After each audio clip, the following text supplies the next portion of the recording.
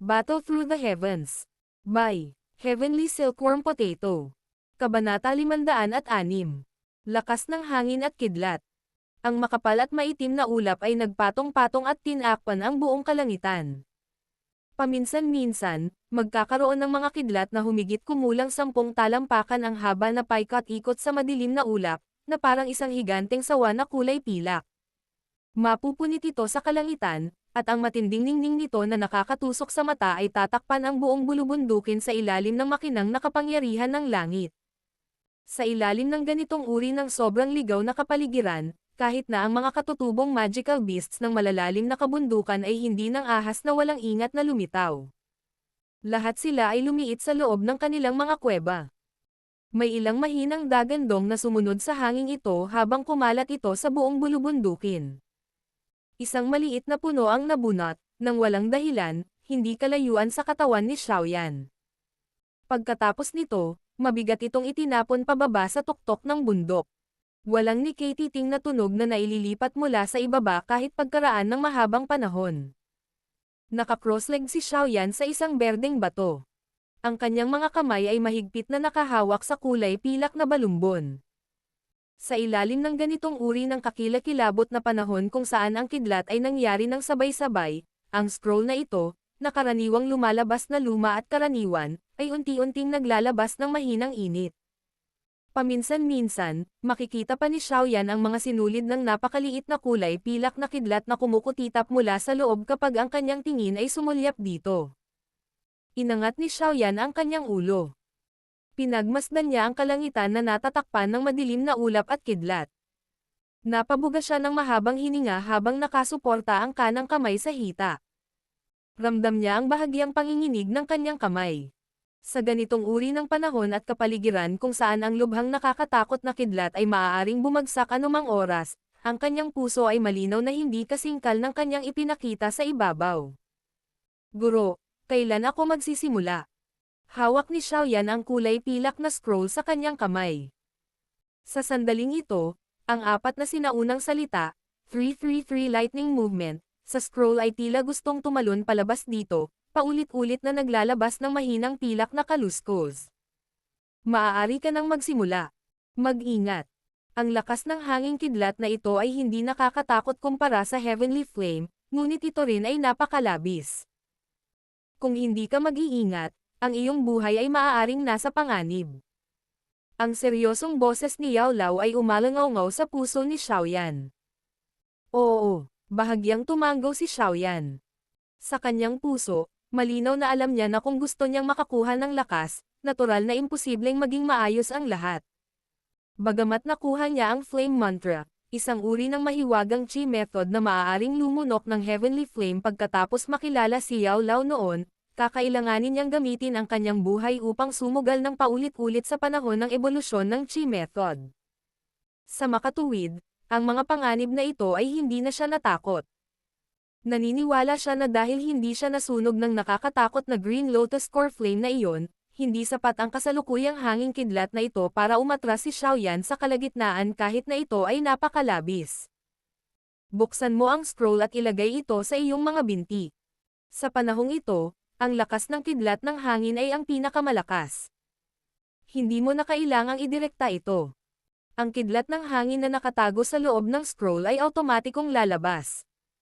Sa oras na iyon, kukunin mo ito kapag ito ay kumikislap. Pagkatapos nito, ang kailangan mo lang gawin ay i-absorb ito sa iyong katawan at pinuhin ito. Binanggit ni Yao Lao ang lahat ng mga hakbang sa pagpipino ng sabay-sabay. Inulit ito ni Xiaoyan minsan sa kanyang puso. Matapos mapagtantong walang kulang, sa wakas ay tumanggaw siya ng mariin.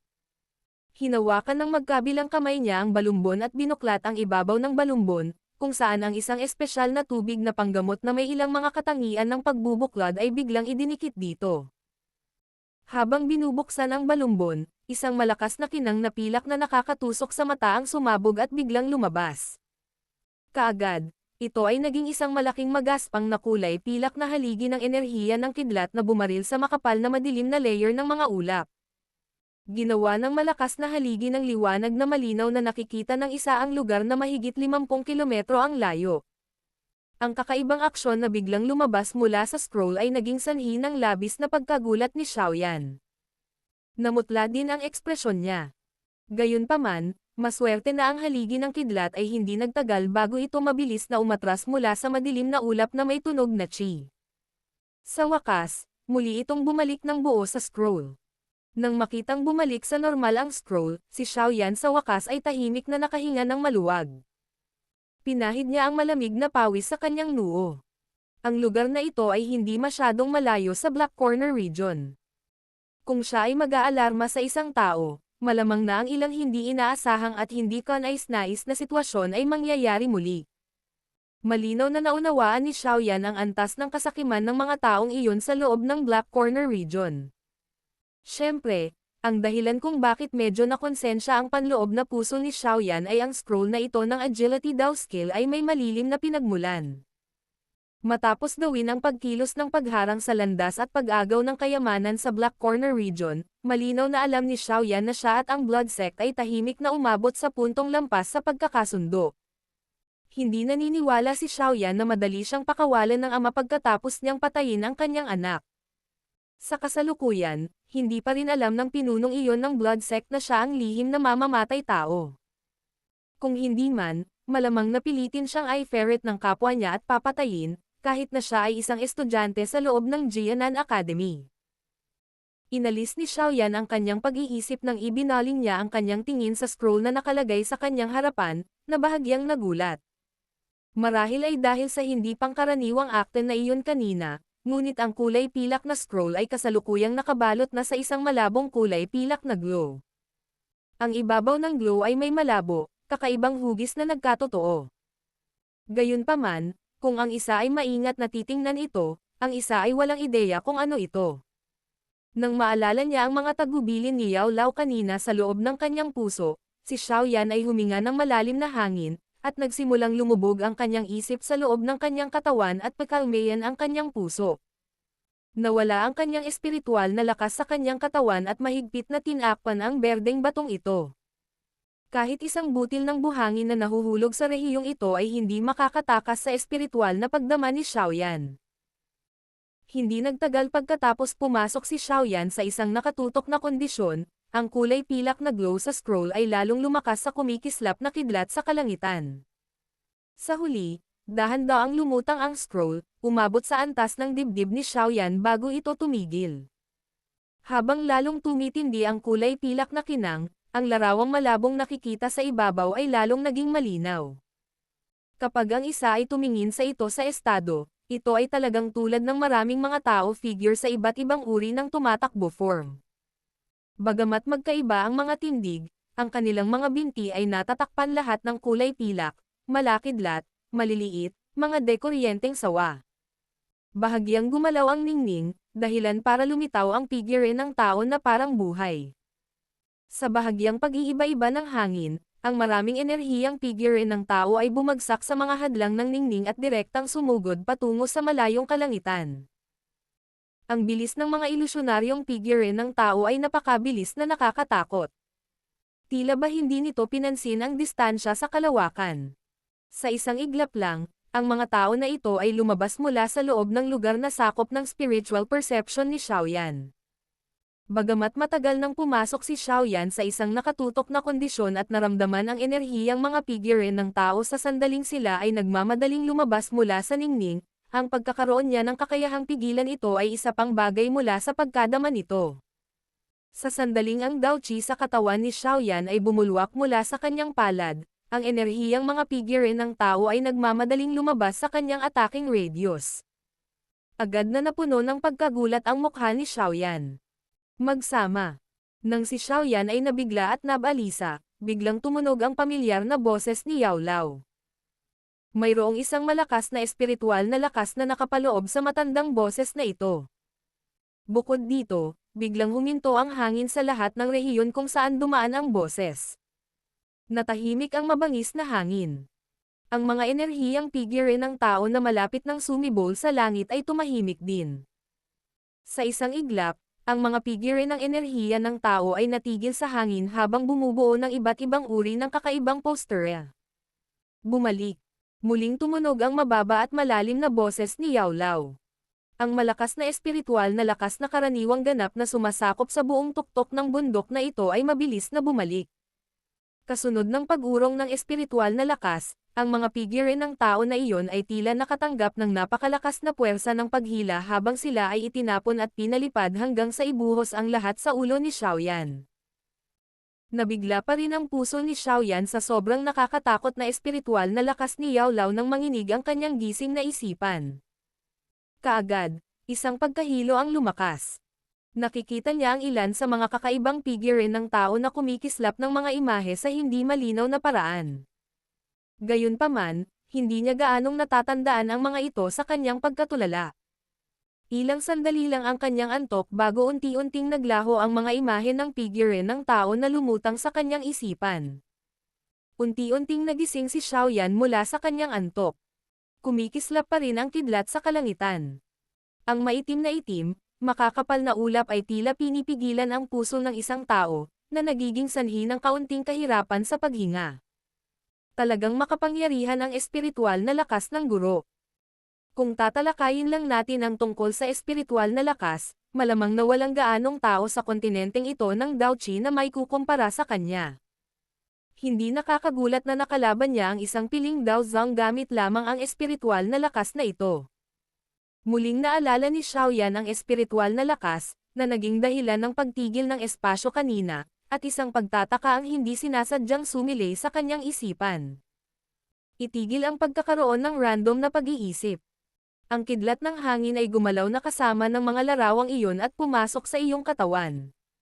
Bilisan mo at pinuhin ang mga ito. Ang mahinang sigaw ni Yao Lao ay biglang tumunog sa puso ni Xiaoyan. Katatapos lang ng sigaw ni Yao Lao nang biglang tumahimik ang katawan ni Xiaoyan. Ang kanyang mukha ay namumula ng lila-pula. Ang isang thread ng maliliit na kidlat na hindi mabilang na beses na lumiit ay talagang kumislap sa kanyang mga mata. Ang mga kamay ni Xiaoyan ay mabilis na nabuo ang training seal. Sanay na siya sa pagbuo nito na nakatanim sa kanyang mga buto. Ang kanyang isip ay pumasok sa kanyang katawan sa paraang parang kidlat. Kasunod ng pagpasok ng kanyang isip sa kanyang katawan, ang Dao Crystal sa loob ng puyo ng tubig sa kanyang katawan ay mabilis ding nanginag. Isang malakas na kulay berdeng Daoqi ang lumabas. Isang magulong daloy na parang tubig baha ang damaloy sa kanyang maraming chipat. Sa wakas ito ay naging isang hugis capsule na anyo na nakapalibot sa isang sinulid ng kulay pilak na kulay na hindi malinaw na enerhiya sa isang intersection ng mga ugat. Dahil pinaalalahanan siya ni Yao Lao sa tamang panahon, ang iba't ibang lakas ng kidlat ng hangin na lihim na nagtatago sa loob ng kanyang katawan ay napaliligiran ni Xiaoyan bago sila makabuo ng anumang malakas na puwersang mapanirang. Hindi napigilan ni Xiaoyan na mapalad nang makita niya ang lalong lumalakas na pagbabago bago na kumakalat mula sa mga lugar kung saan nananatili ang mga hibla ng kulay pilak na enerhiya. His. Ang nakakubling kulay pilak na enerhiya ay paulit-ulit na pumipihit at naglabas ng kakaibang walang tigil na sumisichit, na parang isang nakabaon na napakalaking sawa. Sa ilalim ng kakaibang tunog na ibinubuga ng kulay pilak na enerhiya, medyo nagulat si Xiaoyan nang matuklasan na ang Daoqi na nakapaligid sa una ay nagsimulang manginig ng mahina. Ang paraan na iyon ay tila may kaunting takot. Sa isang sulyap, ito ay parang isang malaking grupo ng mga tupa na nakapalibot sa isang walang kapantay, napakalaking sawa, natatakot na ang kabilang partido ay gumanti at maging sanhi ng kamatayan nito sa lahat ng oras. Ang mga sinulid na iyon ng nakatagong kulay pilak na enerhiya ay tila naramdaman din ang panginginig ng nakapalibot na Daoqi. Sa isang iglap, bigla silang sumulpat. Saan man dumaan ang malakas na kinang ng pilak, ang kulay berdeng Daoqi ay nagmamadaling uurong. Nang makita ang pag-iwas na pagkilos na ito ng Daoqi, ang sumisichit na tunog sa loob ng silver glow ay lalong naging matindi. Parang mayabang na tumatawa ang silver glow. Ang ganitong uri ng reaksyon ng tao ay naging sanhi ng labis na pagkagulat ni Xiaoyan. Gayunpaman, bukod sa pagkagulat, si Xiaoyan ay nagkaroon din ng mahinang malamig na ngiti. Ang isang thread ng hangin kidlat ay talagang mayabang na ito. Isang mahinang ungol ang umalangaw-ngaw sa kanyang katawan. Kasunod ng pagsinghot na ito, ang Dao Qi na nakapaligid sa kulay pilak na enerhiya ay biglang nag-iba-iba ng matindi. Kaagad, bahagyang nabaluktot ang Dao Qi at tahimik na kumalat ang mga butil ng berdeng apoy mula sa loob nito. Kasunod ng paglitaw ng kulay berdeng apoy, ang kulay pilak na enerhiya ay tila nakatanggap ng pagkabigla. Ang maliwanag na ningning nito ay mabilis na bumalik. Sa pagharap sa pag-alis ng kulay pilak na enerhiya, ang berdeng apoy na si Dao Qi ay lumilitaw na mula sa isang tupa ay naging isang mabangis at gutom na lobo sa sandaling ito. Pumikit ito ng husto, isang hakbang sa isang pagkakataon, naghahanda na sabik na tumalon ng malakas pasulong anumang oras. Battle Through the Heavens. Kabanata 507. Matagumpay na pagpipino. Kasunod ng paglitaw ng berdeng apoy, ang berdeng kulay na si Dao Qi ay agad na naging isang mabangis na gutom na lobo mula sa isang maamong tupa. Agad itong nagsimulang bumuo ng malakapsel na hugis habang pinalilibutan nito ang mga sinulid ng malabong kulay pilak na enerhiya na nananatili sa gitna. His-his. Sa pagharap sa umaapoy na berdeng apoy na si Dao Qi, ang kulay pilak na enerhiya ay medyo hindi nagbitiw dahil muli itong sumabog na may napakalakas na ningning. Ito ay tulad ng isang parkupino na nakadama ng panganib, na nagtatayo ng mga spike sa katawan nito na may layuning takutin ang kaaway. Gayunpaman, pagkatapos ng kulay berdeng apoy na hinaluan ng kasalukuyang Dao Qi, ang tiyak na pamimilit na nasa loob ng kulay pilak na enerhiya ay hindi na nagbigay ng kaunting presyon sa una. Sa halip, nang sumikat ang kulay pilak na matinding ningning, ang kulay berdeng apoy sa loob ng Dao Qi ay tila na-provoke habang umaaligid ito sa tunog ng Qi. Ang unang brush ng dalawang uri ng enerhiya ay nagdulot ng isang enerhiyang ripple na mabilis na ibinubuga. Gayunpaman, mayroong Dao Qi na nakaharang sa paligid nito, na humadlang dito na magdulot ng malaking pinsala sa loob ng katawan. Ang berdeng apoy at kulay pilak na enerhiya ay magkakaugnay sa isa't isa. Sa ilang sandali lamang, ang malakas na kulay pilak na ningning ay nagsimulang magpakita ng mga palatandaan ng pagkatalo habang ang ningning ay paulit-ulit na umuurong. Wala pang isang minuto, ang kulay pilak na enerhiya ay nauwi sa kumpletong pagkatalo sa pakikipaglaban nito sa berdeng apoy.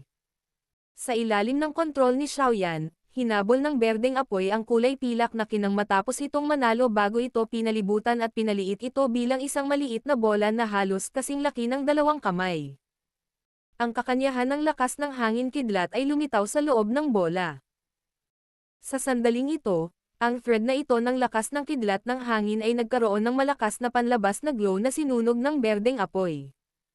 Nang mawala ang takip ng kulay pilak na ningning, ang aktwal na katawan nito ay malinaw na lumitaw sa ilalim ng pokus ng isip ni Xiaoyan. Ito ay isang sinulid ng napakaliit, kulay pilak na kidlat. Marahil ay masasabing ito ay isang kulay pilak na kidlat na may hugis na bahagyang naiiba sa isang maliit na ahas. Ang hibla ng kidlat na ito ay halos kalahating pulgada lamang ang haba at napakaliit. Kung susulyapan ito ng isa, malamang na hindi kasing kapal ng daliri ni Xiaoyan ang sinulid na ito.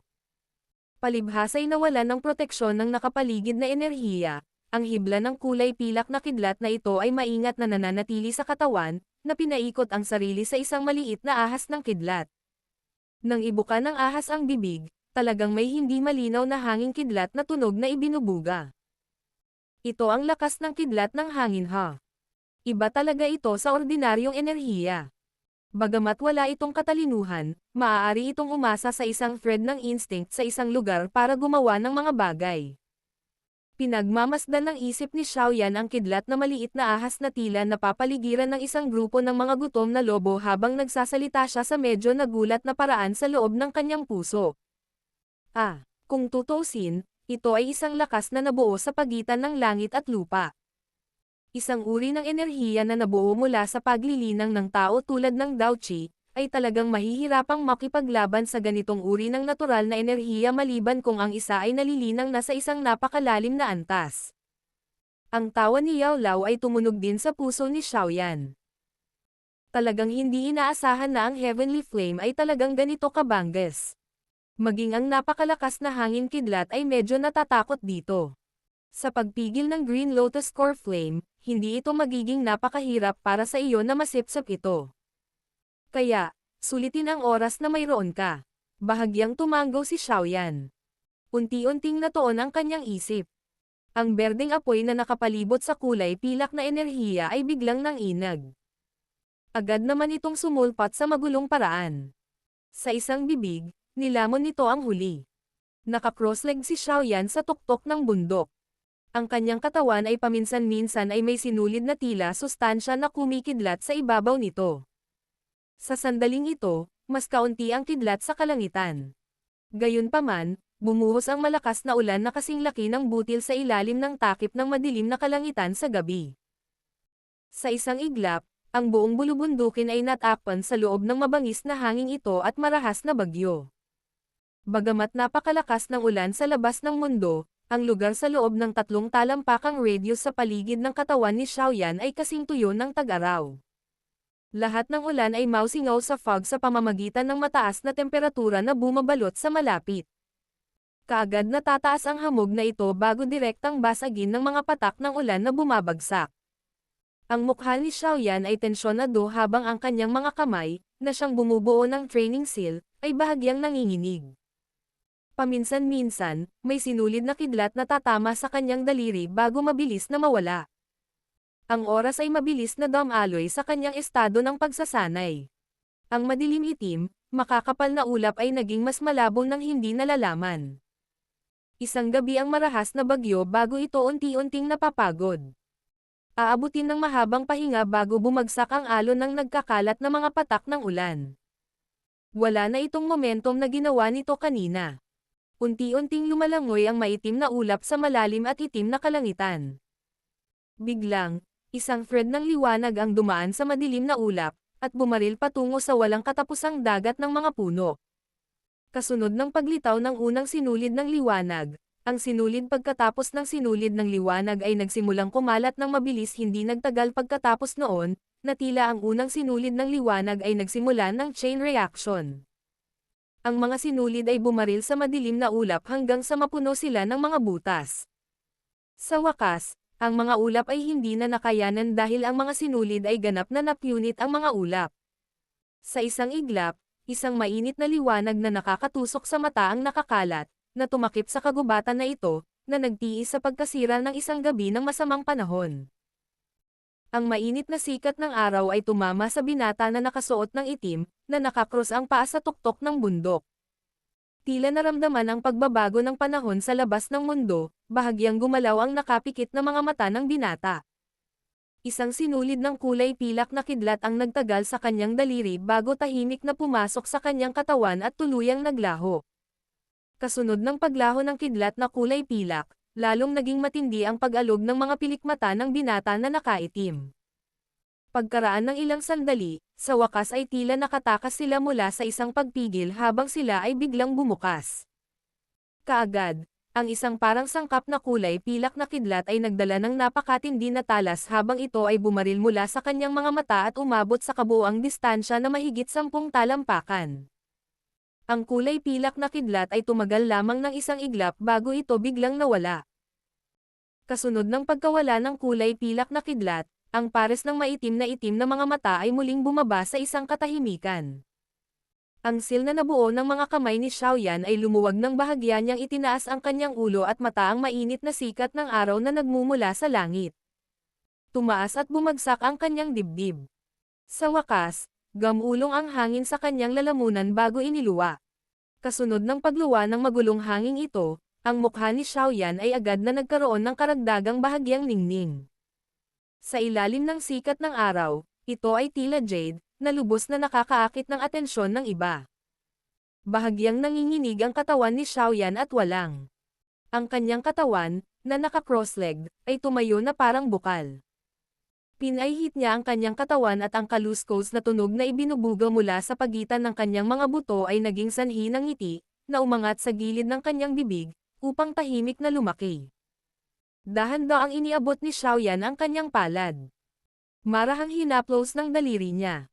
Kaagad, lumabas mula sa kanyang daliri ang isang sinulid ng napakalamlam na kulay pilak na kidlat na may dalang bahagyang sumisitsit. Matagumpay ko bang napino ito? Pinagmasdan ni Xiaoyan ang maliit na hibla ng kidlat habang ang saya ay hindi sinasadyang lumukso mula sa pagitan ng kanyang mga kilay. Ang pagpipino ng lakas ng kidlat ng hangin ay hindi kasing hirap o delikado gaya ng naisip niya. Pinigilan ba ng mga natatanging alagad mula sa Wind Lightning Pavilion ang kanilang pag-unlad sa hakbang na ito? Talaga bang iniisip mo na ang lahat ay may heavenly flame upang makatulong na sugpuin ang lakas ng kidlat ng hangin? Biglang tumunog ang masiglang boses ni Yao Lao sa puso ni Xiaoyan. Ang lakas ng kidlat ng hangin ay napakalakas. Paano ito mapipigilan ng isang ordinaryong Daochi? Kung si Xiaoyan ay hindi nagtataglay ng Green Lotus Core Flame, walang alinlangan na ang ingay ng isang tanga kung gusto niyang pinuhin ang lakas ng kidlat ng hangin para sa kanyang paggamit sa napakadaling paraan. Napangiti ng awkward si Xiaoyan nang marinig niya ang pagsaway sa kanya ni Yao Lao. Ibinahagi niya ang tipak ng enerhiya mula sa dulo ng kanyang daliri habang hinihimas niya ang kanyang ulo at sinabing, "Guro, dahil napino ko na ang lakas ng kidlat ng hangin, sa palagay ko ay dapat kong sanayin ang 3,000 lightning movement, tama ba?" Natural. Muling bumungad si Joy sa mukha ni Xiaoyan nang marinig niya ito. Ibinaba niya ang ulo para kunin ang kulay pilak na balumbon sa berdeng bato para lang medyo nagulat. Sa sandaling ito, ang balumbon ay naging itim na.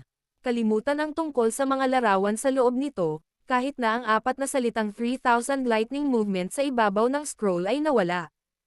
Nasaan ang mga bagay? Nagmamadaling tanong ni Xiaoyan habang bahagyang nagbago ang kanyang ekspresyon nang matano niya ang ganap na blankong scroll. Ang mga bagay ay pumasok na sa iyong ulo. Paano ito mananatili sa balumbon? Manatiling kalmado at alalahanin ang mga larawang iyon mula kahapon ng gabi. Ang mga ito ang mahalagang bahagi ng pagsasanay sa 3,000 lightning movement. Ngayon na mayroon kang lakas ng hangin kidlat, ang pagsasanay nito ay tulad ng tubig na nahuhulog sa kanal hanggat nagsasanay ka ng husto at nagtataglay ng sapat na talento, maaga o huli ay maaari kang makapasok sa kumpletong antas ng karunungan. Walang magawang paliwanag ni Yao Lao. Pagkatapos lamang siyang paalalahanan ni Yao Lao ay biglang naunawaan ni Xiaoyan. Isang mapait na tawa ang pinakawalan niya. Lumilitaw na siya ay naging mas tanga pagkatapos ng pagsasanay sa bagyo sa isang buong gabi. Nakahinga ng malalim si Xiaoyan ng sariwang hangin sa umaga. Itinaas niya ang kanyang mga mata upang tingnan ang dagat ng mga halaman na bumubuo sa malawak na kagubatan na ito. Matapos maligo mula sa isang buong gabi ng malakas na ulan, ang kagubatan na ito ay lumitaw upang bigyan ang mga tao ng pakiramdam ng pagiging ganap na bago. Dahan-daang lumipad ang tingin ni Xiaoyan dito. Ang kanyang medyo pabago-bagong puso ay unti-unting naging mapayapa. Kasunod ng katahimikan ng kanyang isipan, ang mga mata ni Xiaoyan ay muling marahang ipinikit. Gayunpaman sa pagkakataong ito, hindi lumitaw ang kadiliman pagkatapos niyang isara ang mga ito. Sa halip, para siyang pumasok sa isang kulay pilak na rehiyon. Sa harap niya, maraming, kumikislap, matangkad na figure ng tao na may kakaibang posture ang mabilis na lumabas. Kahit na ang pagkislap ng mga imahe ay napakabilis, matatag nilang itatak ang kanilang mga sarili sa puso ni Xiaoyan sa tuwing gagawin nila ito.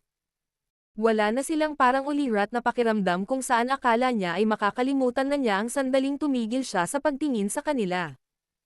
Ang mga tingin ni Xiaoyan ay dumaan sa kumikislap na mga imahe ng tao at napagtanto na ang mga sinulid ng kulay pilak na kinang ay naglalabas mula sa ilalim ng kanilang mga binti.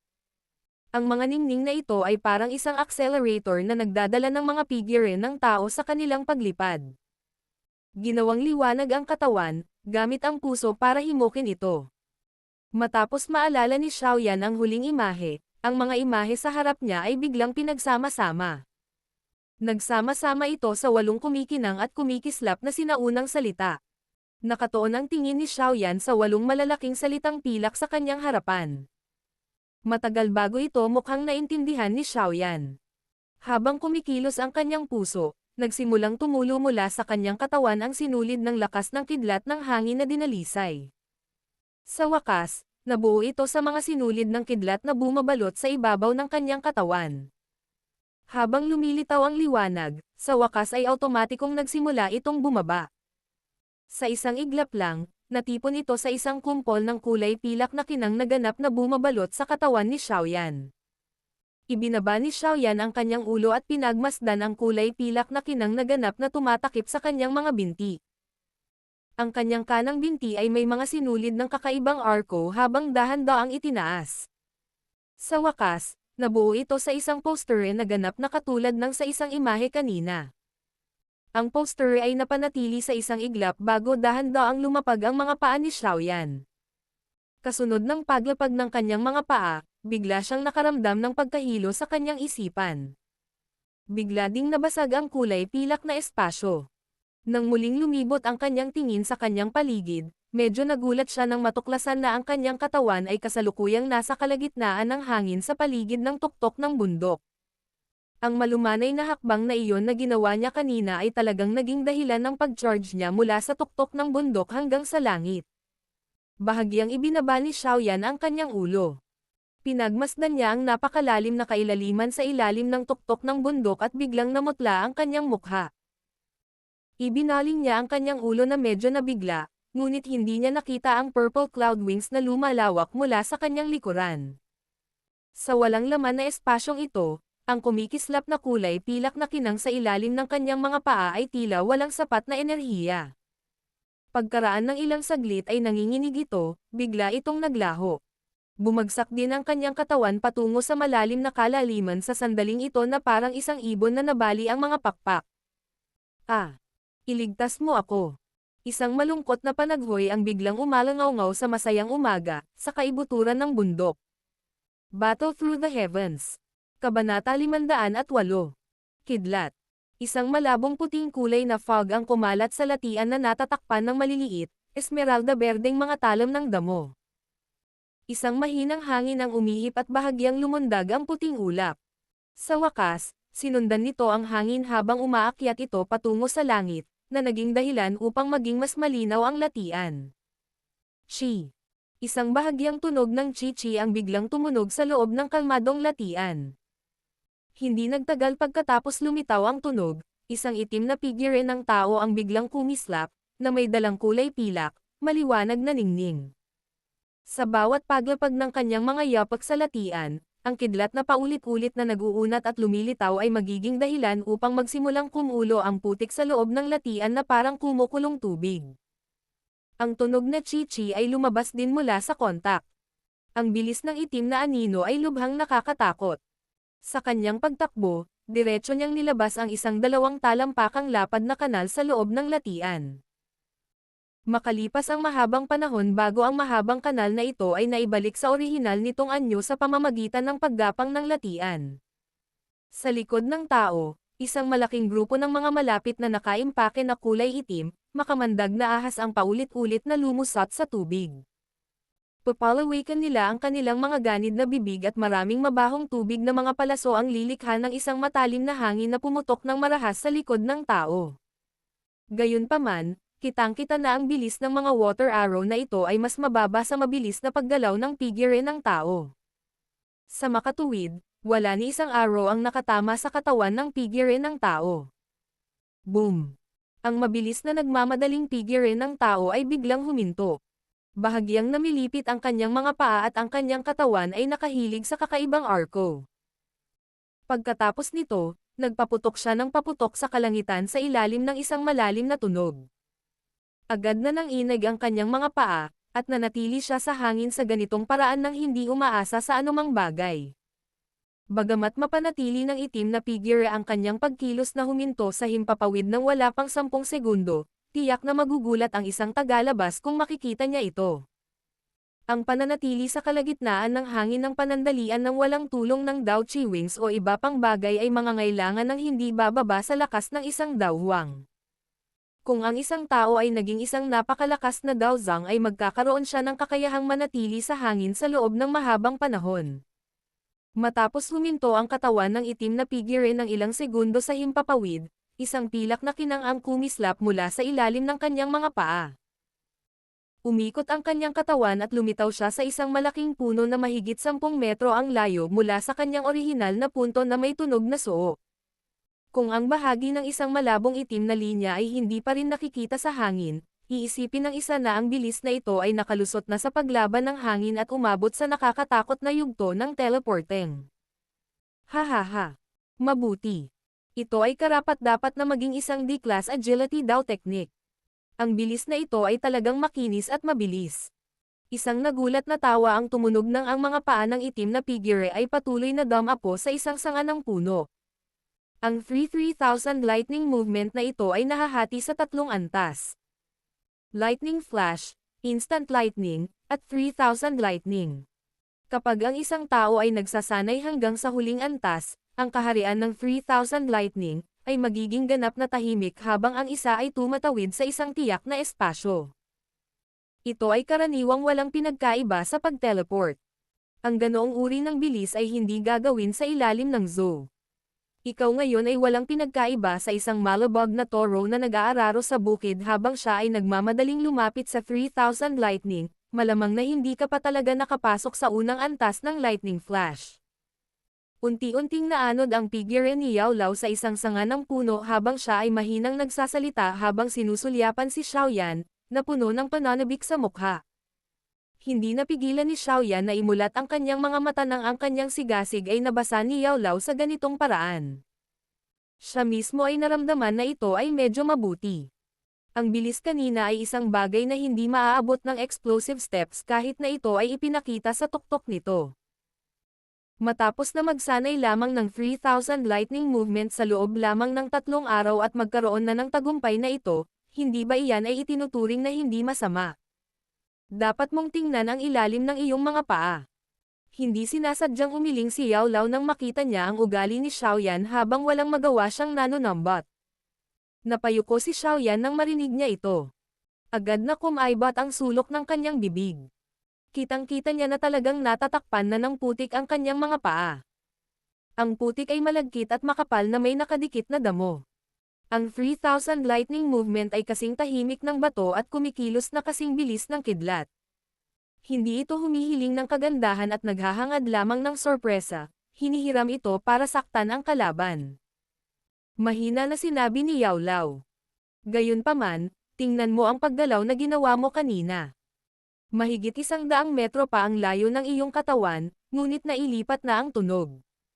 Malinaw na hindi ito tumutugma sa layunin ng pagsasanay ng 3000 lightning movement. Sinapo ni Xiaoyan ang kanyang ulo at awkward na ngumiti nang makita niya ang ekspresyon ni Yao Lao, na may bahagyang pagkahigpit. Hindi siya naglakas loob na hamarang. Dahil sa pagiging makapangyarihan ng iyong espiritual na lakas, ang iyong kontrol sa enerhiya sa iyong katawan ay napakahusay din.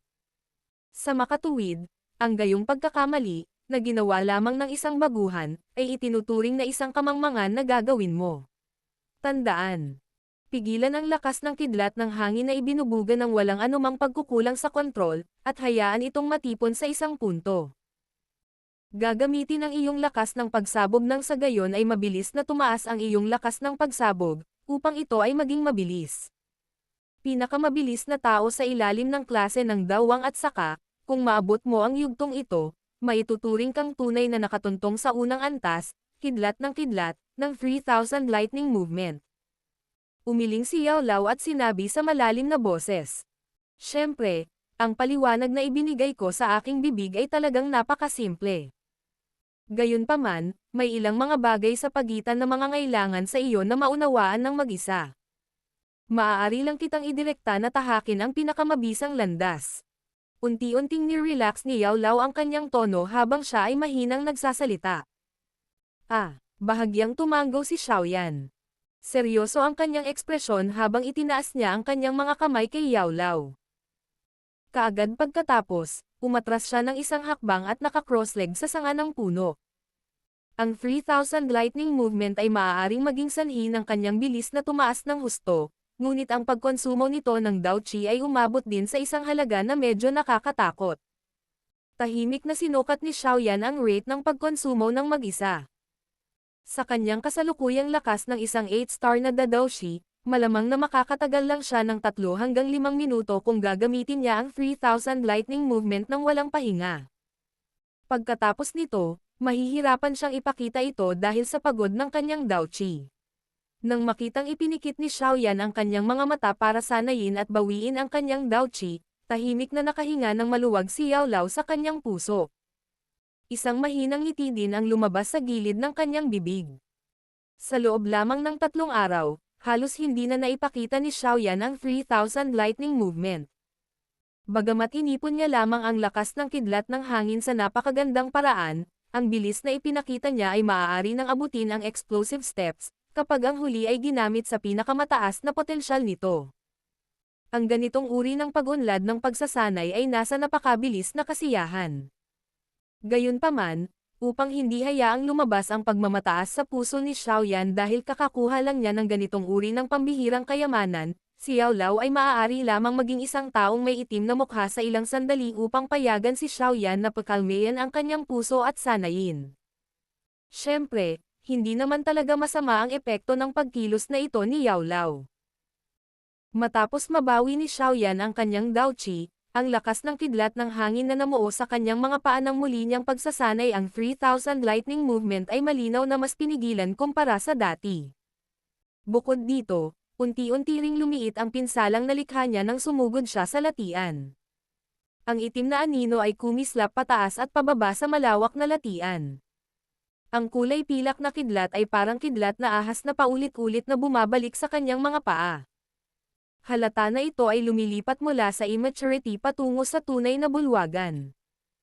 Kapag ito ay ganap na naisakatuparan isang araw, ito ay magiging tulad ng 9 na araw na kulog, na sumasabog mula sa manipis na hangin at nakagugulat sa kontinente. Kasunod ng mahihirap na pagsasanay na ito ni Xiaoyan at sa agos ng panahon, ang rumaragasang Anchi-chi, na tunog na ibinugaw mula sa latian ay lalong hangina. Maaaring hangina ang tunog, ngunit ang bilis ng itim na anino sa itaas ng latian ay lalong naging nakakatakot. Sa huli, hindi man lang makita ng isa ang isang itim na linya na dumaan. Kung hindi dahil sa hindi mabilang na bilang ng mga itim na ahas na lumalangoy sa loob ng latian, talagang mahirap matukoy ang eksaktong posisyon ni Xiaoyan. Sa ilalim ng unti-unting pag-agos ng panahon, ang 3,000 kidlat na kilusan na isinagawa ng nakaitim na damit, binata ay malinaw na sumulong mula sa pagiging hindi makinis tungo sa pagiging tunay na pumasok sa pangunahing kasanayan. Kapag dumating ang araw na matagumpay niyang nagtagumpay, siya ay magiging katulad ng kidlat mula sa malayo sa langit, na sisabog ng wala saan at nakagugulat sa kontinente. Halos 1 buwan at kalahati ang lumipas sa pagmamadali, at ang oras ay hindi nag-iwan ng anumang bakas sa latian.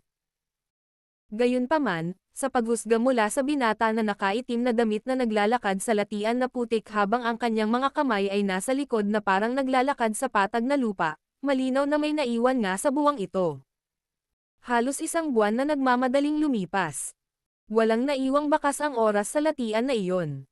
Gayunpaman, sa hitsura ng binata na nakasuot ng itim na damit, na nakahawak ang mga kamay sa likod niya habang naglalakad ang mga paa sa latian na tila ito ay patag na lupa, madaling sabihin na may naiwan nga sa loob ng isang buwang ito. Sa latian, inilagay ni Xiaoyan ang kanyang mga kamay sa kanyang likuran at tinapakan ang latian na puno ng kakaibang higop, ngunit ito ay parang isang solidong patag na lupa na walang anumang senyales ng paglubog. Ito ay isang kakaibang eksena na ikinagulat ng mga tao. Matapos ang maingat na pagmamasid, lumabas na may 2 kasing laki ng palad na silver light ball sa talampakan niya. Bahagyang kumikislap ang mga ilaw na bola, at patuloy na lumalabas ang mga electric light na parang mga galame. Paminsan-minsan, hinihipon nito ang putik at pinapakulo ang putik. Bahagyang kumukumot ang latian, at ilang itim na makamandag na ahas ang tahimik na nakatago patungo sa lugar kung saan nakatayo si Xiaoyan. Gayunpaman, nang malapit na nilang marating ang kanilang destinasyon at ibuka na lamang ang kanilang mabangis na mga bibig, ang pilak na ilaw sa mga paa ni Xiaoyan ay bahagyang nanginig, at ilang pilak na cable ng kuryente ang bumaril at tumusok ng direkta sa latian, na madaling tumusok sa ulo ng mga makamandag na ahas na ito. Ang mga kamay ni Xiaoyan ay nakahawak sa kanyang likuran habang ang kanyang mga paa ay tumuntong sa latian na puno ng kakaibang puwersa ng pagsipsip. Gayunpaman, siya ay lumilitaw na tumuntong sa matatag na patag na lupa at hindi nagpakita ng anumang bakas ng paglubog. Ang kakaibang eksenang ito ay nagdulot ng pagkagulat sa mga tao. Kung susuriing mabuti, malalaman ng isa na sa kanyang mga paa ay talagang mayroong 2 kumpol ng kulay pilak na liwanag na kasing laki ng palad. Ang mga kumpol ng liwanag ay kumikislap at maraming kidlat na parang kamay ang paulit-ulit na lumawak. Paminsan-minsan ay pumapasok sila sa putik, na nagiging sanhi ng pagbuka ng putik sa lugar na iyon. Bahagyang gumalaw ang latian. Ang ilang itim na kulay na makamandag na ahas na may mga katawan na ganap na maitim na itim ay tahimik na gumalaw at nagtago sa ilalim ng kinatatayuan ni Xiaoyan. Gayunpaman, nang malapit na silang makarating sa kanilang destinasyon, nang nakabuka ang mabangis na mga bibig, bahagyang nanginginig ang pilak na kumikinang sa ilalim ng mga paa ni Xiaoyan. Ang ilang kulay pilak na mga sinulid ng ilaw ay sumabog, at ipinasok ang kanilang mga sarili sa latian, na madaling tumusok sa mga ulo ng ilang makamandag na ahas. Sinulyapan ni Xiaoyan ang bangkay ng ahas na lumabas mula sa latian. Bahagyang kumulo ang sulok ng kanyang bibig habang dahan-daang itinaas ang kanyang mga paa. Saglit siyang nag-alinlangan bago huminga ng malalim at marahas na tinapakan ang mga paa. Kasunod ng pagtapak sa paa ni Xiaoyan, nakita niya na ang kulay pilak na kumpol ng liwanag sa ilalim ng kanyang mga paa ay biglang lumiit ng paputok sa wala pang kalahati ng laki nito. Ito ay pinananatili lamang ng wala pang isang segundo bago ang lumiit na kulay pilak na mga kumpol ng ilaw ay biglang lumundag habang ang kanang binti ni Xiaoyan ay ibinaba. Kaagad, isang mahina at malalim na tunog ng kidlat ng hangin ang kumalat, na yumanig sa lugar ng ilang metro sa paligid hanggang sa bahagyang magbago. Shi! Ang pilak na liwanag ay kumikislap nang bumagsak ang paa ni Xiaoyan. Isang ilusyonaryong pakiramdam ang biglang at kakaibang lumitaw sa kanyang katawan. Sa sandaling ito, makikita ng isang matalas na tao na ang instant na katawan ni Xiaoyan ay naging ilusyon, isang kulay itim na liwanag ang dumaan sa kalawakan. Sa paligid ng 20 metro ang layo, ang latian ay biglang nalulumbay, na bumubuo ng dalawang maliliit na pag-ikot. Ang itim na figure ng tao ay lumitaw na parang multo habang siya ay tahimik na lumutang. Ang unang bagay na ginawa ni Xiaoyan pagkatapos lumitaw ang kanyang katawan ay ang nagmamadaling tumalikod. Nakita ng kanyang titig na mayroong isang napakalamlam na kulay itim na ilusyonaryong anino 20 metro sa likuran niya. Kung titingnang mabuti, ito ay talagang isang after-image. Nagtagumpay ba ako? Isang kagalakan ang hindi sinasadyang lumitaw sa maputlang puting mukha ni Xiaoyan habang pinagmamasdan niya ang sobrang malabong itim na kulay na anino. Sa mahigit 50 araw na pagsasanay kung saan nakalimutan niyang matulog, nakakain siya ng hindi kilalang dami ng itim na putik at ang kanyang katawan ay nakagat ng mga makamandag na ahas sa hindi malamang tagal ng panahon. Gayunpaman, ang nakakagulat na tigas ng binata ay hindi siya pinayagan na umatras kahit kaunti.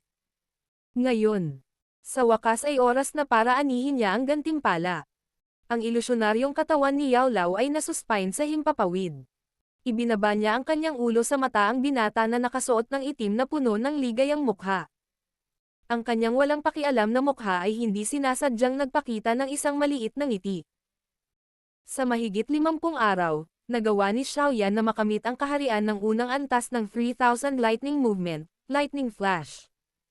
Ang bilis na ito ay isang bagay na maglalagay sa kanya sa isa sa mga pinakamahusay kahit na sa loob ng Wind Lightning Pavilion.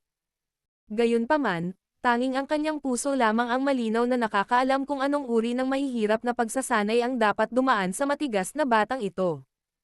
Ang pagkakaroon ng talento, pagkakaroon ng katigasan, at pagkakaroon ng kahandaang magtrabaho ng husto, si Yao Lao ay walang maisip na landas maliban sa tagumpay para kay Xiaoyan, na nagtataglay ng 3 katangiang ito. Battle Through the Heavens. Kabanata 509. Pag-unawa, pamamaraan ng pamamahala. Naka-cross-legged ang isang binata na nakaitim na damit sa tuktok ng bundok. Ang kanyang mga kamay ay bumubuo ng mga training seal at ang kanyang paghinga ay mahinahon at mahaba. Bukod dito, magkakaroon ng bahagyang pagbabago bago sa kanyang paligid sa tuwing siya ay humihinga at humihinga. Ang mga thread ng enerhiya na nakahilig sa isang nagninangas na mainit na anyo ay lumabas. Sa wakas, gumalaw sila sa kanyang paghinga at pumasok sa loob ng kanyang katawan. Nagpatuloy ang tahimik na pagsasanay ng halos 2 oras. Ang mga damit sa nakaitim na damit, binata, na pumapalpak sa kawalan ng hangin sa wakas ay dahan-daang nahulog, at ang kanyang mga mata ay nagmulat na may bahagyang panginginig. Marami na akong nakuha mula sa pagsasanay sa kabundukan sa loob ng 2 buwan. Pinahihit ni Xiaoyan ang kanyang leeg. Naramdaman niya ang bumubulusok na tubig sa bukal tulad ng Daochi na walang tigil na umaagos, at isang ngiti ang hindi sinasadyang lumabas sa gilid ng kanyang bibig habang siya ay mahinang nagsasalita. Sa loob ng 2 buwan ng mahihirap na pagsasanay, hindi lamang sinanay ni Xiaoyan ang kanyang 3,000 lightning movement hanggang sa maabot niya ang antas ng unang yugto, lightning flash, ngunit ang Daochi sa kanyang katawan ay dumami, nagsama-sama, at nadalisay sa kalaliman ng mga bundok kung saan siya kumakain sa hangin at natulog sa labas. Ayon sa kanyang hula, ang kasalukuyang kanya ay hindi namamalayang naabot na ang rurok ng 8-star Daoshi class habang nagsasanay ng 3,000 lightning movement.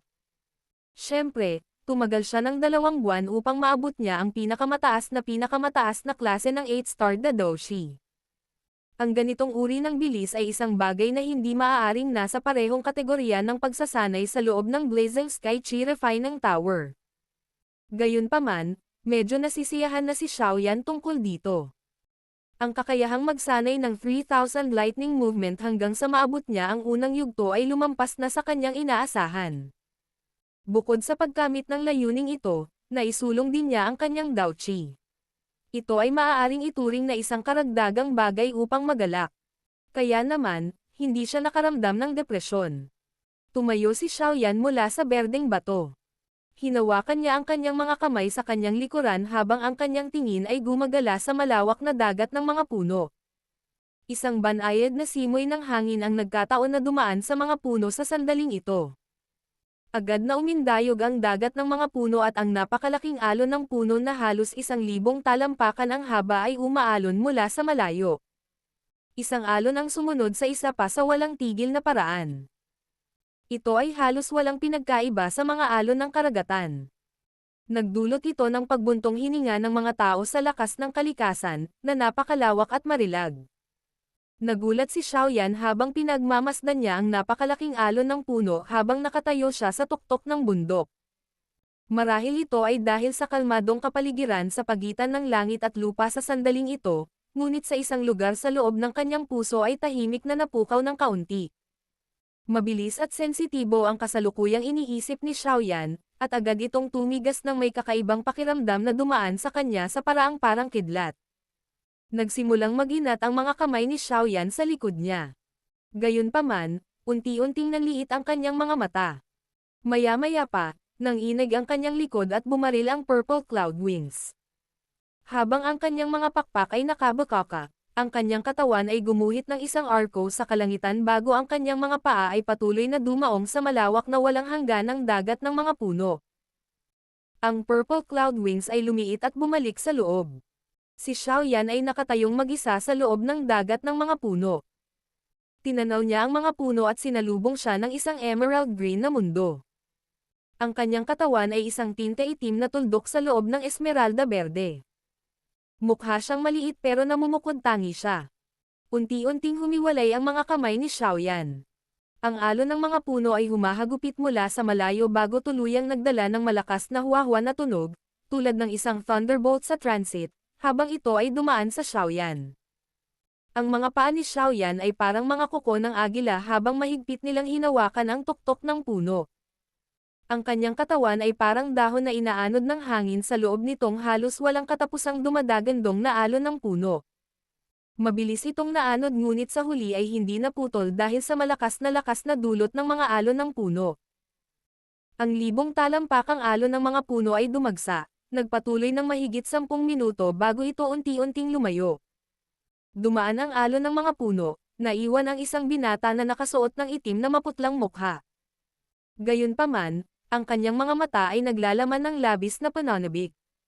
Lumingon siya at pinagmasdan ang napakalaking alon ng puno na naging malayo at mabilis na naglalaho sa gilid ng kanyang paningin. Ang isang bahagi ng kanyang puso ay marahas na hinalo. Ang ganitong uri ng masining na paglilihi. Dahan-daang itinaas ni Xiaoyan ang kanyang kanang kamay. Isang napakalaking dark black ruler ang kumislap at lumitaw. Hinawakan niya ito ng mahigpit sa kanyang kamay at bamulong. Kung maaari kong gawin ang aking pag-atake na maging tulad ng mga alon na sunod-sunod na lumitaw sa walang katapusang paraan, tiyak na ito ay isang uri ng napakagandang paraan ng pag-atake, hindi ba? Hinawakan ng kamay ni Xiaoyan ang Heavy Zuan ruler habang bahagyang nakatagilid ang kanyang ulo. Ang kanyang maitim na mga mata ay napuno ng kakaibang pagkawala at malalim na pag-iisip. Ang kanyang katawan ay tila tumahimik din sa sandaling ito. Kung may matalas na tao, mahina niyang matutuklasan na ang kanang kamay ni Xiaoyan, na humawak sa Heavy Zuan ruler, ay tila nanginginig na may napakaliit na arko. Ang paraang iyon ay parang may inaayos. Ang paninigas ni Xiaoyan ay tumagal ng halos isang buong oras. Siya mismo, gayunpaman, ay tila ganap na walang malay tungkol dito. Ang kaninang aura na biglang lumitaw kasabay ng alon ng mga puno ay paulit-ulit na nagre-replay sa loob ng malalim na rehiyon ng kanyang isipan. Tila huminto ang oras sa ganitong uri ng kakaibang kalagayan. Naramdaman din ni Xiaoyan ang isang lalong malaking glow na biglang lumitaw, at naramdaman ang ilang nakakaintriga na bakas na dumagsa sa pagitan ng alon ng mga puno. Ang alon ng puno ay dumaan at naglaho bago muling dumaan at naglaho. Ito ay paulit-ulit sa ganitong paraan, na bumubuo ng isang cycle na hindi nagpapahinga ng mahabang panahon. Ang oras sa labas ng mundo ay patuloy na dumadaloy. Bagamat mahigit isang oras na ang lumipas, naramdaman na ni Xiaoyan ang biglaang kakaibang pakiramdam mula sa hindi mabilang na bilang ng mga simal-ate na alon ng puno na dumaraan sa loob ng isang oras sa paghiram ng kakaibang kondisyon na iyon. Habang nararamdaman niya ang pakiramdam na ito sa paraang ito ng hindi mabilang na maraming beses, ang isang biglaang pag-unawa ay nagsimulang hindi namamalayang lumitaw sa loob ng maitim na mga mag-aaral ni Xiaoyan. Habang si Xiaoyan ay nasa kakaibang kondisyon na ito, isang labis na nagulat na mababang tunog ang tahimik na tumunog mula kay Yao Lao. Maaaring mahina ang boses na ito ngunit naglalaman pa rin ito ng pagtataka at pagkagulat. Sa hitsura nito, ang kalagayan ni Xiaoyan ay lumampas sa kanyang inaasahan. Ang sorpresang na tunog ni Yao Lao ay hindi nakasire sa kakaibang kalagayang kinaroroonan ni Xiaoyan. Natural na alam ng napakaraming karanasan na si Yao Lao kung anong uri ng pagkakataon ang ibig sabihin ng kakaibang kondisyong ito sa mga taong nasa pagsasanay. Kung ang isang tao ay sapat na kapos-palad na magkaroon ng kondisyong ito na nasira dahil sa labas ng mundo, ito ay walang alinlangan na magiging dahilan upang ang taong iyon ay makaramdam ng panghihinayang sa natitirang bahagi ng kanyang buhay. Ang isang malakas na espiritual na lakas ay tahimik na kumalat mula sa madilim na itim na sinaunang singsing sa daliri ni Xiaoyan. Niyakap nito ang lahat ng kalapit na espasyo sa loob ng 100 metro. Kasunod ng pagkilos na ito ng spiritual strength, ang mahinang dagandong ng isang magical beast na paminsan-minsan ay naipapasa mula sa malayo ay ganap na nawala. Ang rehiyong ito ay naging ganap na kalmado dahil sa espiritual na lakas ni Yao Lao.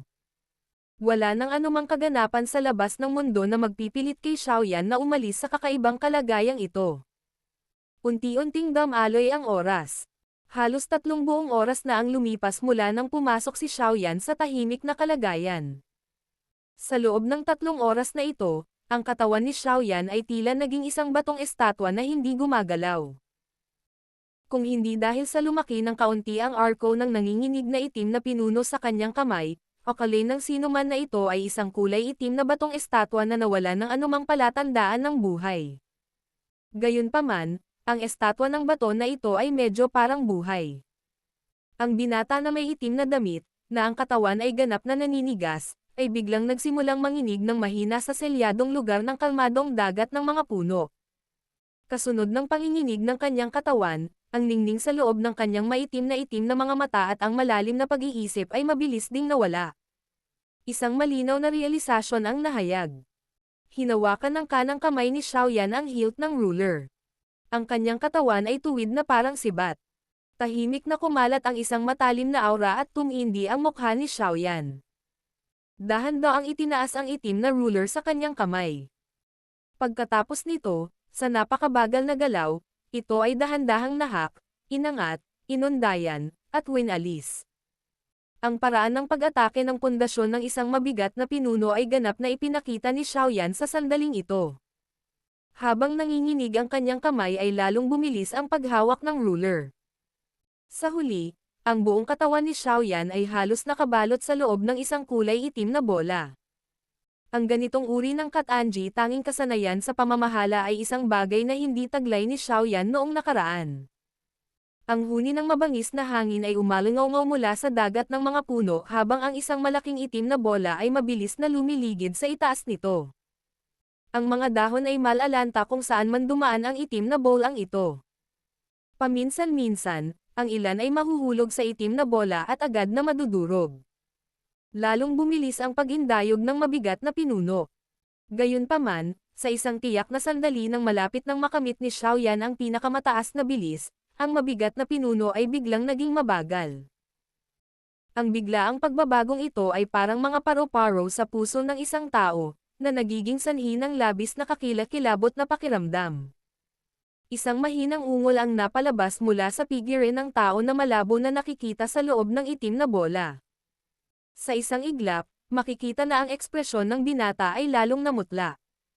Bagamat mapatla ang ekspresyon ni Xiaoyan, hindi siya agad tumigil. Ang biglaang kislap ay paulit-ulit na kumikislap sa malalim na bahagi ng kanyang isipan. Bilang karagdagan, habang ang mabigat na pinuno sa kanyang kamay ay kumaway, isang napakabanayad na pagbabago sa tilapon at anggulo ay ginawa ng hindi niya nalalaman.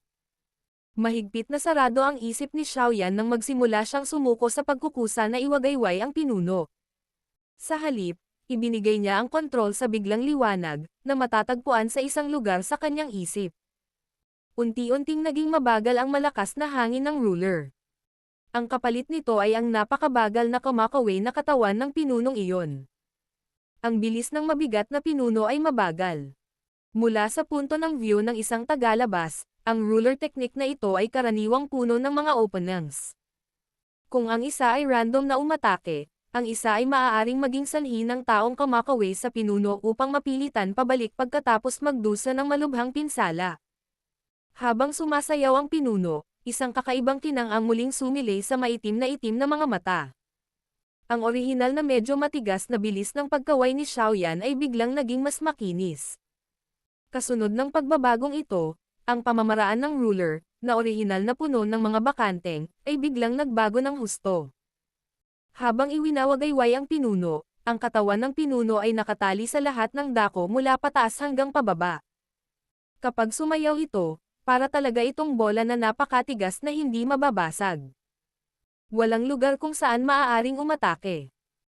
Ang ruler technique na ito ay walang alinlangan na ibang-iba sa naunang disorderly ruler technique ni Xiaoyan, na umaasa lamang sa lakas at bilis ng kanyang katawan sa pag-atake. Mula nang makuha ni Xiaoyan ang heavy Zuan ruler, hindi pa siya nag-practice ng anumang uri ng kompletong ruler technique. Kapag nakipaglaban siya sa isang kaaway, higit na aasa siya sa kanyang dakilang lakas. Bagamat ang isang lakas ay maaaring masira ang 1,000 diskarte, ang tinatawag na lakas na ito ay dapat umabot sa isang tiyak na makapangyarihang antas upang makamit ang ganitong uri ng labis na epekto. Kung makakatagpo siya ng taong may katulad na lakas, paano niya malalampasan ang huli? Sa oras na iyon, ito ay walang alinlangan na matutukoy ng mga Katanji tanging pamamaraan ng magkabilang partido. Kung tatalakayin ng isa ang katangi-tanging pamamaraan ng isang tao, ang ruler technique na ginamit ni Xiaoyan ay maaaring medyo magaspang kumpara sa lance technique na ginamit noon ni Bai Shan, ngunit sa mga tuntunin ng bilis at lakas, si Xiaoyan ay mas malakas. Gayunpaman, ang Katanji tanging ito sa mga diskarte ay ang kanyang kahinaan. Kung makakatagpo siya ng isang kalaban na may lakas na katulad niya sa hinaharap, tiyak na mahihirapan siya. Bukod dito, ang biglaang pagkaunawang ito ay lumitaw upang ganap na malunasan ang kanyang kahinaan. Ang pagkaway ng mabigat na pinuno ay biglang naging matamlay. Isang malakas na hangin ang pumutok ng paputok mula sa dulo ng kanyang ruler. Naririnig niya ang tunog ng katsa at isang malaking puno, mahigit 10 metro sa harap niya, ang ganap na nabali ang tuktok nito. Napanatili ni Xiaoyan ang paninindigan ng mabigat na pinunong bumabagsak habang ang ningning sa kanyang mga mata ay mabilis na umatras. Makalipas ang ilang sandali, lumitaw ang isang malinaw na liwanag. Bakas sa kanyang mukha ang isang hibla ng pagkagulat habang nakatingin sa mabigat na ruler sa kanyang kamay. Ang pinagdaanan at anggulo kung paano umindayog ang mabigat na pinuno kanina ay talagang nananatili ng hindi inaalis sa kanyang isipan na tila ito ay isang imprint. Ito. Napalaki ang bibig ni Xiaoyan. Hindi niya talaga alam kung ano ang sasabihin. Sa loob lamang ng ilang oras ng pagiging nasa ilang posisyon, natuklasan niya na nakuha niya ang isang napakahusay na pamamaraan ng pag-atake ng pinuno. Bagamat ang ruler technique na ito ay pumasok pa lamang sa kanyang embryonic stage, ang lakas nito ay lihim na nagpakita na ito ay dulo lamang ng isang malaking bato ng yelo. Kung haasin ito sa hinaharap, hindi mahirap isipin kung gaano kalaki ang tulong nito para kay Xiaoyan. Hindi na kailangang mabigla. Hindi ito isang aksidenteng pakinabang sa panahon ng pagsasanay ngunit isang uri ng maswerteng pagkakataon. Maswerte ka na matugunan mo ito at mas maswerte na mahawakan ito. Ang boses ni Yao Lao ay dahan-dahang umalangaw-ngaw sa puso ni Xiaoyan. Ang ganitong uri ng maswerteng pagkakataon ay isang bagay na makikilala ng maraming tao, ngunit hindi kayang hawakan. Ang kakayahang makuha ito ay nagpapatunay sa iyong kakayahan at talento. Ang pagkakaroon ng mga bagay ng walang pagsisikap ay biro lamang. Marahang tumango si Xiaoyan nang marinig niya ito. Ang pagkagulat sa kanyang puso ay unti-unting hamina. Ang ruler technique na ito ay may thread ng parang alon na walang humpay na paglilihi dito. Sa tingin ko ay may kinalaman ito sa three waves kanina, hindi. Maaaring sa kasalukuyan ay medyo mahina, ngunit hindi ka dapat masiraan ng loob. Ito ay simula lamang. Hanggat maayos mo itong hinahasa sa hinaharap, sa tingin ko ay maaari kang lumikha ng bagong ruler technique na Dao skill na pagmamay-ari mo. Natawa si Yao Lao. Ang kanyang pagtawa ay naglalaman ng kasiyahan. Mahirap ang simula ng lahat. Ngayong nagsimula na si Xiaoyan, malamang na sandali na lang bago siya magtagumpay. Bagamat napakahirap gumawa ng Dao skill, si Yao Lao ay may kakaibang tiwala sa munting lalaking ito kung saan madalas nangyayari ang mga himala. Ngumiti si Xiaoyan at tumango. Binitiwan niya ang kanyang kamay at inilagay ang mabigat na ruler sa kanyang likod. Pagkatapos nito, naglabas siya ng energy recovery pill mula sa kanyang storage ring at pinasok ito sa kanyang bibig. Naramdaman niya ang pagtaas ng init sa kanyang katawan, at maghahanap na sana siya ng mapagpahingahan nang biglang umalangaw-ngaw ang isang nakakabinging dagandong ng halimaw mula sa malayong bundok na parang kulog. Napakalakas ng dagandong. Mula pa lang marinig ang boses nito, dapat isa na itong magical beast na hindi bababa sa dawang class, hindi ba? Si Xiaoyan ay katulad din na napailing sa bigla ang dagandong hanggang sa siya ay blanko. Nagmamadali niyang itinaas ang kanyang ulo at pinagmasdan ang malayong bundok habang nagtatakang tanong niya. Oo, isa talaga itong dawang class magical beast. Mayroon ding mga katulad na medyo malakas na aura sa rehiyong iyon. Ang magkabilang panig ay dapat na nag-aaway. Sabi ni Yao Lao na may mahinang ngiti. Mayroon talagang mga tao na naglalakas loob na magkaroon ng ilang intensyon sa isang dawang class monster. Sumili ang pagkagulat sa mukha ni Xiaoyan. Medyo na-curious ang kanyang puso nang ngumiti siya at nagmungkahi. Pupunta ba tayo at titingnan? Oo, ikaw ang bahala. Si Yao Lao ay walang malasakit sa sandaling ito. Napangiti si Xiaoyan nang marinig niya ito. Ang purple cloud wings sa kanyang likod ay bumaril. Sa banayad na pag-angat, nagsimulang umangat ang kanyang katawan bago tuluyang lumipad patungo sa lokasyon kung saan nanggaling ang dagandong ng halimaw. Kabanata 510. Pangunahing pagsusubo ng gatas ng katawan. Matapos ipatawag ang purple cloud wings, si Xiaoyan ay sumugod ng kasing bilis ng kidlat patungo sa lugar kung saan nagmula ang dagandong ng hayop. Wala pang 10 minuto, malapit na siya sa lugar kung saan umalangaw-ngaw ang dagandong ng halimaw. Bukod dito, tila nakakaramdam siya ng ilang makapangyarihang aura bukod pa sa naririnig niya ang dagandong. Malakas ang mga aura na ito at halos kapareho ni Lin Yan. Marahil ay may isa o dalawa sa kanila na mas malakas kaysa kay Lin Yan. Tahimik na bumangon ang sorpresa sa puso ni Xiaoyan nang maramdaman niya ang mga aura na ito. Ang Lin Yan na iyon ay isang malakas na tao na pumasok sa tuktok ng klase ng Daoling. Sa pagiging mas malakas kaysa sa kanya, hindi ba ibig sabihin? Ang lugar na ito ay may mga piling dawang. Bahagyang naging maingat si Xiaoyan habang ang mga kaisipang ito ay kumikislap sa kanyang puso. Maingat niyang pinigilan ang pagbabago-bago ng Dao Qi sa loob ng kanyang katawan, at ang kanyang paghinga ay unti-unting bumagal. Ang purple cloud wings sa kanyang likod ay bahagyang pumutok, at ang kanyang katawan ay tahimik na sumugod sa luntiang kagubatan. Mabilis na binawi ni Xiaoyan ang purple cloud wings sa pagpasok sa kagubatan. Pagkatapos nito, ang kanyang mga kamay ay kumikislap sa isang maliksi na paraan tulad ng isang unggoy. Pagkatapos ng mahabang panahon na mag-ingat sa ganitong paraan, biglang lumawak ang tanawin sa harapan niya. Ito ay lalo na nang ang tingin ni Xiaoyan ay tumawid sa isang maliit na lambak ng bundok sa labas ng kagubatan. Ang pagkagulat sa kanyang mukha nang hindi sinasadya ay naging mas siksik. Sa labas ng kagubatan ay isang maliit na lambak ng bundok na tinatanaw ng isang bundok. Ang pasukan sa lambak ng bundok ay parang lang. Sa sandaling ito, mayroong isang malakas na itinayo na higanteng kulay puti na unggoy na humigit kumulang 30 hanggang 40 talampakan ang laki na nakatayo sa pasukan sa lambak ng bundok na ito. Ang buong katawan ng puting unggoy ay naglalabas ng napakatalam na malamig na aura.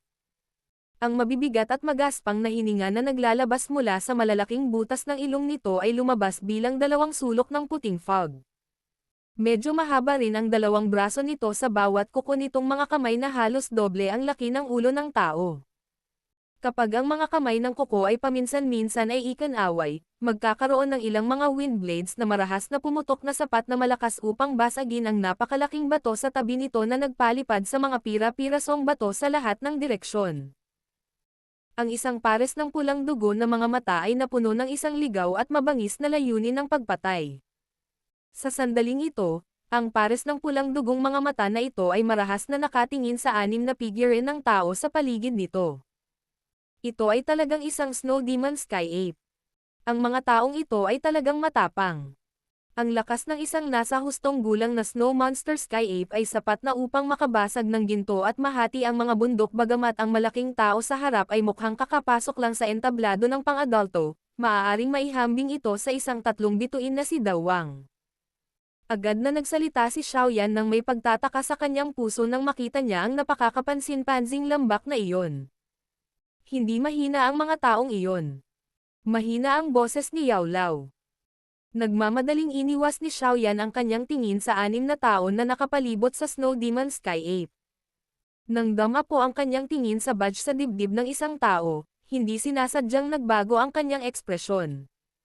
Ang mga taong ito ay pawang mga estudyante mula sa Inner Academy. Bakit sila malakas? Nandito rin si Senior Han Yu. Sa pagtatapos ng kanyang mga salita, bigla siyang nagpakawalan ng na tunog. Ito ay dahil bigla niyang nakita ang isang magandang babae na nakatayo sa pinakakaliwang bahagi.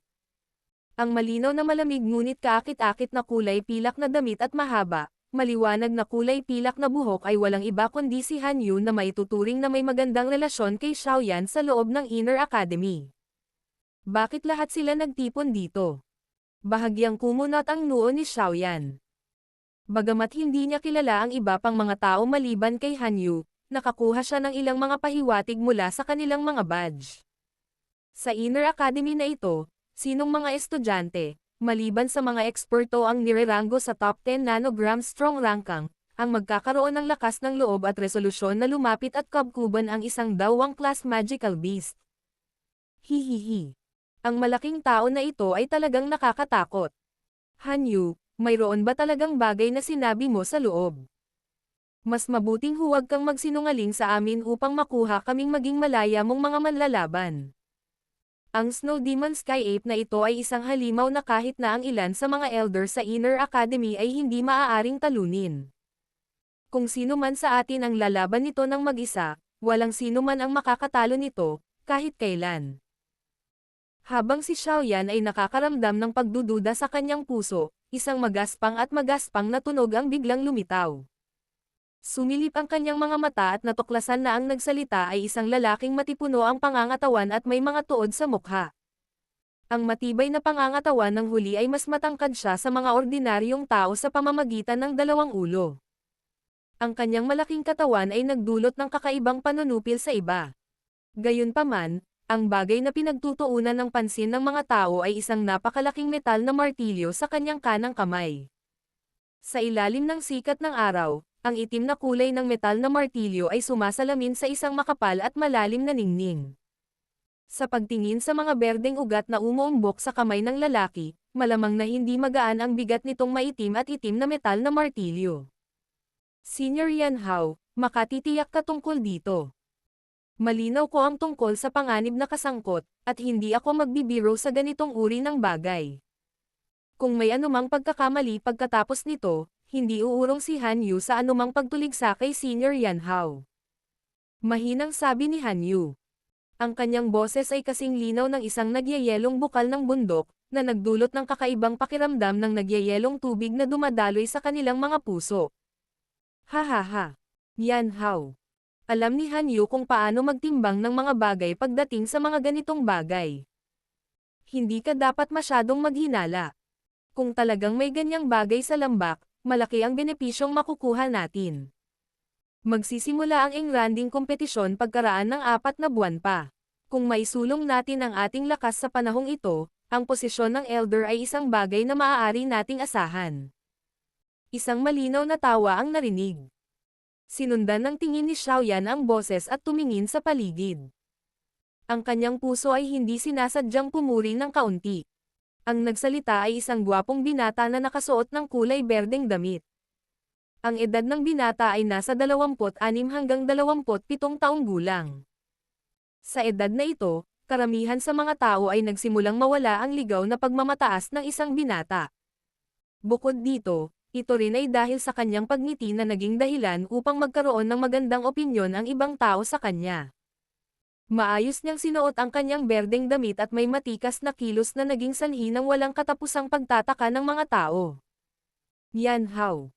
Tahimik na binibigkas ni Xiaoyan ang pangalang ito sa kanyang puso. Malabo niyang naramdaman na medyo pamilyar ito. Lin Shuya, madali para sa iyo na sabihin.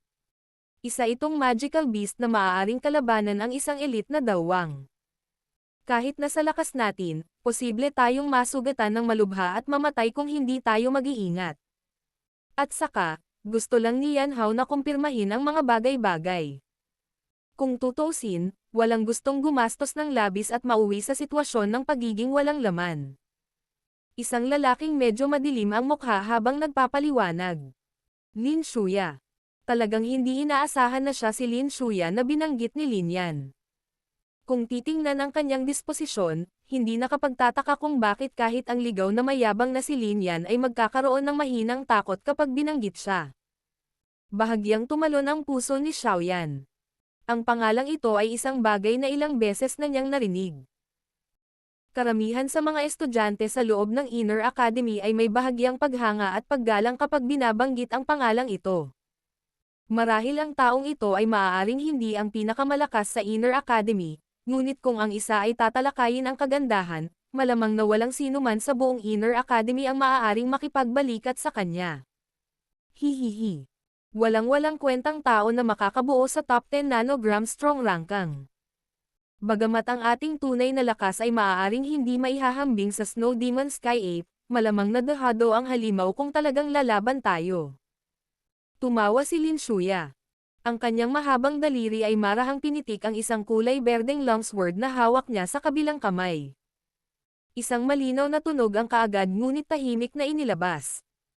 Kasunod ng paglabas ng tunog, biglang lumitaw sa paligid ng kanyang katawan ang mga thread ng halos parang substance na umiikot na hangin, na walang tigil na umiikot habang naglalabas ng huho na tunog.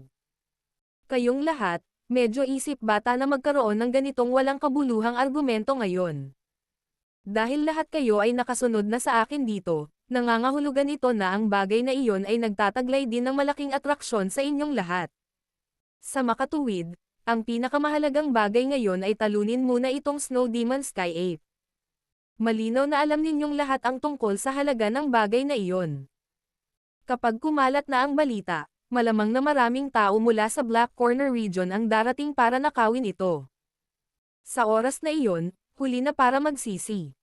Bahagyang nakakunot ang noo ni Han Yu habang nagsasalita sa isang walang malasakit, malamig na boses nang marinig niya ang medyo hindi pare-parehong mga opinyon. Nagtawanan ang ilang tao sa gilid nang lumabas ang mga salita sa bibig ni Han Yu. Nagkibit-balikat sila at hindi na nagpatuloy sa pagtatalo. Sa halip, ibinaling nila ang kanilang mga tingin sa Snow Demon Sky Ape, sa gitna. Mamaya, kikilos kaming 5 para pigilan ito. Dapat gamitin na lang ng lahat ang anumang kakayahan na mayroon sila. Ang taong ito ay hindi madaling pakitunguhan. Medyo mahina ang lakas ni Hanyu at mas mabuting huwag siyang sumali sa ganitong uri ng pagkubkob. Sa halip, tulungan mo kaming bigyang pansin ang mga galaw sa paligid. Ikiling ni Lin Shuya ang long sword sa kanyang kamay at itinutok ito sa lupa habang nakangiti siyang nagsasalita. Oo, bahagyang nag-alinlangan si Hanyu nang marinig niya ito bago marahang ibinaling ang kanyang baba. Ang kanyang mga daliri sa paa ay idiniin sa isang malaking bato at ang kanyang figure ay umatras sa isang magaan na paraan. Sa wakas, ang kanyang kaibig-ibig na katawan ay nakatayo ng diretso sa tuktok ng isang puno na may malawak na hindi nakakubli na tanawin. Hihihi. Lahat. Matagal na tayong hindi magkahawak kamay. Nagtataka ako kung mayroon kayong mga pagpapabuti. Bahagyang natawa si Lin Shuya nang makita niyang umatras si Hanyu. Bahagyang nanginig ang kanyang berdeng damit nang biglang lumabas ang malakas na aura mula sa kanyang katawan. Naramdaman ang lakas ng aura na ito, bahagyang naramdaman na ito ay lumampas sa isang dowling. Ito ay talagang hindi inaasahan na kahit na ikaw ay may isang hakbang upang makapasok sa dawang class. Ikaw ay talagang karapat-dapat na maging kampyon sa aming batch ng mga bagong estudyante noon.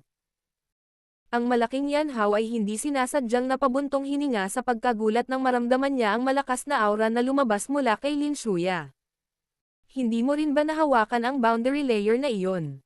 Inilibot ni Lin Shuya ang kanyang mga mata kay Yanhao habang nagsasalita siya. Nahawakan ko lang ito ng malabo, at hindi ko maihahambing sa iyo. Tumawa ng mapait si Yanhao at umiling. Hinawakan niya ang jet black metal hammer sa kanyang kamay at marahas na pinaikot iyon sa kanyang harapan. Kaagad, isang nakakatakot na aura ang palm unit ng hangin at naglabas ng isang matalim na tunog. Ang iba pang 3 tao ay pinahintulutan din ang kanilang mga chi na sumabog sa kanilang mga limitasyon pagkatapos ng Lin Shuya at Wu Hao. Ang mga taong ito ay talagang malalakas na tao na nasa tuktok ng klase ng Dowling. Sa hitsura ng kanilang mga kiss, sila ay talagang hindi gaanong mahina kaysa kay Lin Yan. Ang Inner Academy na ito ay talagang karapat-dapat na maging isang lugar sa kontinente kung saan nagtitipon ang mga talentadong tao. Lahat ng mga taong ito ay halos 25 taong gulang lamang ngunit sila ay mabilis na umabot sa klase ng dawang. Ang ganitong uri ng talento ay matatawag na mahusay. Mga henyo na kahit na ang mga langit ay magpapakasawa saan man sila ilagay. Si Xiao Yan ay hindi sinasadyang napabuntong hininga sa loob ng kanyang 5 na nabighani sa pagkagulat. Tila naramdaman ang fighting atmosphere na kumalat mula sa paligid, ang maliwanag na pamumula sa napakalaking mata ng Snow Demon Sky Ape sa larangan ng digmaan ay naging mas siksik. Ang kanyang mga kuko na malametal na itim ay nabasag ng husto sa kanyang dibdib na natatakpan ng puting kulay na balahibo. Kaagad, biglang kumalat ang isang ripple na may pinagbabatayan na lakas na nakikita ng mata. Saan man kumalat ang puwersa, ang nakapalibot na malalaking bato ay naglalabas ng mga tunog ng katsa at malapit ng masira, na magbubunga ng maraming linya ng crack. Mga hanggal na tao. Huwag magkaroon ng maling akala sa pag-agaw ng core-quenching body milk. Kung aalis ka ngayon, ililigtas ko ang iyong buhay. Itinaas ng Snow Demon Sky Ape ang napakalaking ulo nito. Ang pulang dugo nitong tingin ay matamang nakatingin sa iilang tao. Pagkaraan ng ilang saglit na katahimikan, isang mababa, malalim, mayabang, mailap, parang kulog na boses ang biglang narinig sa pandinig ng lahat ng naruroon. Ha! Itong Snow Demon Sky Ape ay nasa dawang class lang pero nakakabuka talaga ng bibig para magsalita. Nagulat ang puso ni Xiao Yan sa pagkilos ng Snow Demon Sky Ape bago siya biglang nagulat. Core-quenching body milk. Paulit-ulit na binibigkas ni Xiao Yan ang pangalang ito sa kanyang bibig. Ilang sandali pa ay biglang nanginag ang kanyang katawan. Ang kanyang mukha ay puno ng isang natigilan, ngunit napakasaya na hitsura. Ang lugar na ito ay talagang mayroong core-quenching body milk, isang uri ng espiritual na bagay ng lupain.